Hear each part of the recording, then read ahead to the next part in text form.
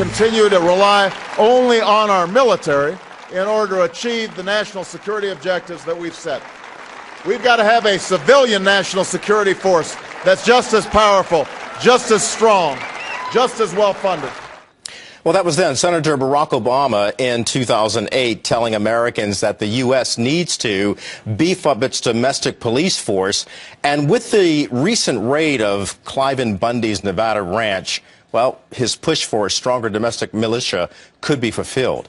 But Western lawmakers now saying not so fast, the cattle dispute sparking a statewide movement to take back land from feds within their own borders. Joining us now to discuss this is National Review columnist John Funn. John, it's good of you to join us this morning, and happy Easter at the outset. Happy Easter. You know, when you look at the climate of what's going on since the Cliven Bundy ranch situation in Nevada, what causes of concern do we have, particularly when the Senate Majority Leader classifies those who were protesting this entire situation with the Bureau of Land Management, stating that they're domestic terrorists?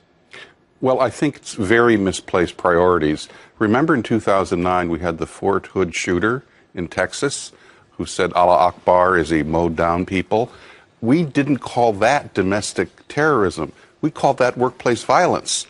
So for Harry Reid to call U.S. citizens who are protesting what happened to Cliven Bundy domestic terrorists, that makes us worry that our own government is thinking of us as a hostile force rather than the people who are their bosses. Okay, right. You talk about hostile force. And what we saw with the BLM, Bureau of Land Management, is that they were armed. They had federal agents armed with the weapons pointed towards citizens of the United States.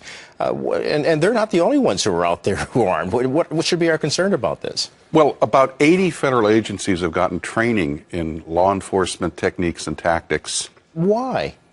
Well, that's the question, because sometimes the raids are appropriate. Sometimes, though, they go after people for, education fraud, student loan fraud. Sometimes they go after them for selling raw milk across state lines. They actually bang down the doors. So my view is we need to lower the temperature on all sides. Yeah, exactly. And let's take a look at some of those agencies right there. You mentioned there were at least 80 agencies. Food and Drug Administration? Why would they need something like a SWAT team?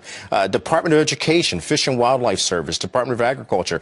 What is the federal government fearful of from its own citizenry? Well, a couple of them don't really have real SWAT teams. Department of Education, Fish and Wildlife, they have separate units which aren't quite military-style units. But are they armed?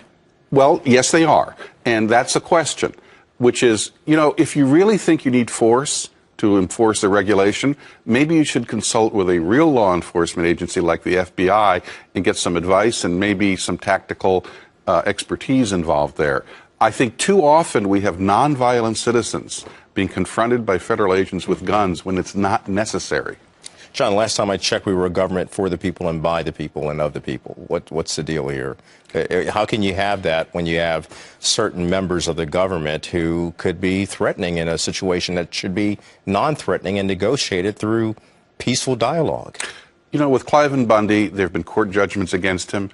I think he would have respected the sheriff if he'd showed up and demanded that some property be transferred over or something like that. There are all kinds of things that can be done before you send the Fed or allies in with guns. Look, I can't speak on Bundy's behalf, but he's had this land since the 1870s in his family. Yeah, and he's also been fighting with the courts for 20 years, and the courts have said you're wrong. Now, the grazing rights issue. Over the grazing rights issue. And, this is the rule of law, and I believe people should follow the rule of law. Exactly. And if you want to change the law, you should change it. But there are things of proportionality. Having Harry Reid say these are domestic terrorists and justifying sending federal agents in fully armed to the teeth is way beyond what our founding fathers envisioned. John Funn, thank you for joining us on this Easter Sunday. And I know you have a new book coming out. Looking forward to that coming out very soon.